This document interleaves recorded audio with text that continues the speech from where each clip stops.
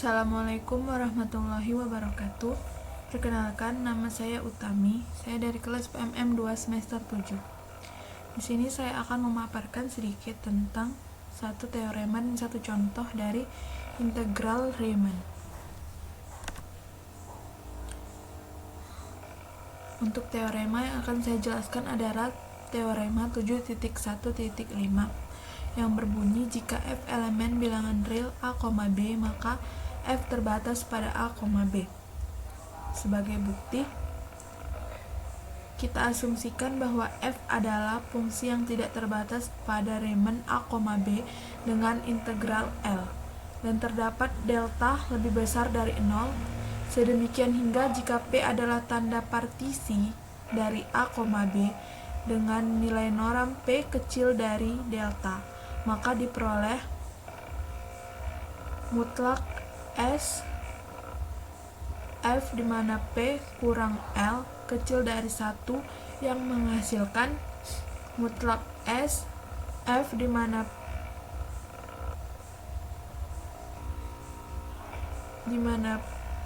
norm P kecil dari mutlak L tambah 1, dan ini merupakan persamaan 1. Sekarang kita ambil Q sama dengan XI kurang 1, XI dengan batas atas N dan batas bawah N sama dengan 1 sebagai partisi dari A, B dengan norm Q kecil dari delta.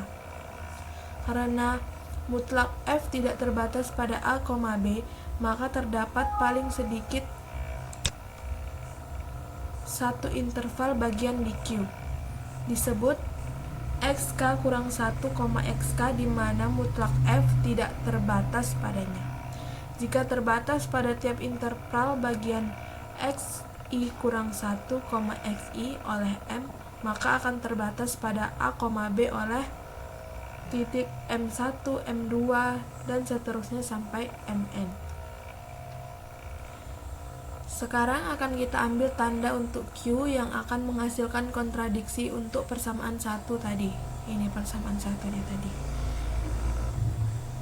Kita tandai Q dengan TI sama dengan XI untuk I tidak sama dengan K. Dan kita ambil TI elemen XK kurang 1 dan XK. Sedemikian hingga mutlak FTK kali XK kurang 1, XK lebih besar dari mutlak L tambah 1 tambah mutlak sigma I tidak sama dengan K FTI dikali XI kurang 1 kali XI.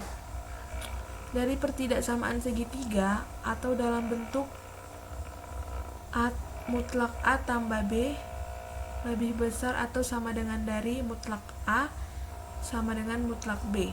Ini dalam bentuk persamaan segitiga ini, maka akan kita peroleh mutlak S F di mana Q lebih besar atau sama dengan dari FTK kali XK kurang 1, XK dikurang mutlak sigma I tidak sama dengan K F kali TI kali XI kurang 1, XI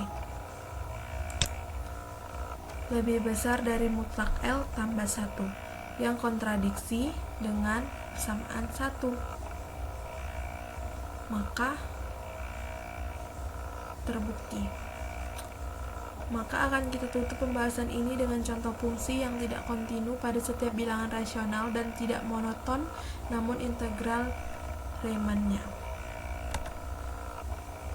Sekarang kita akan masuk ke contoh 7.1.6.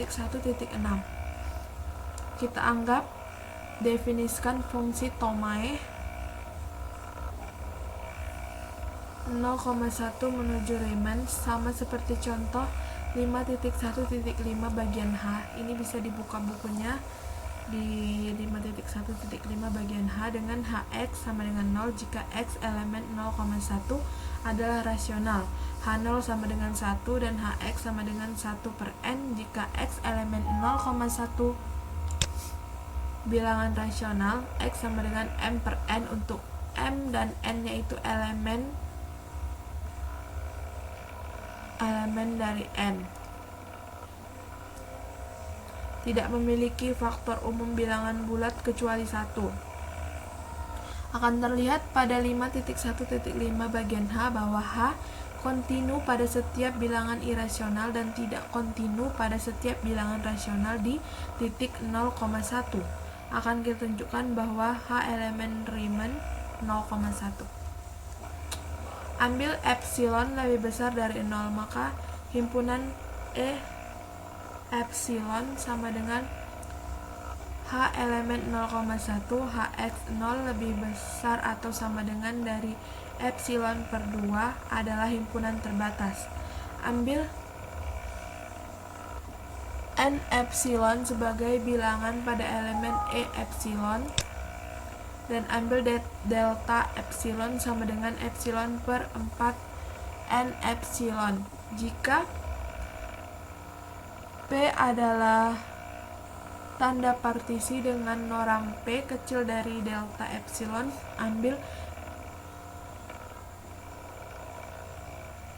P1 sebagai himpunan bagian dari P memiliki tanda di E epsilon dan P2 sebagai himpunan bagian dari P memiliki tanda selainnya di titik 0,1.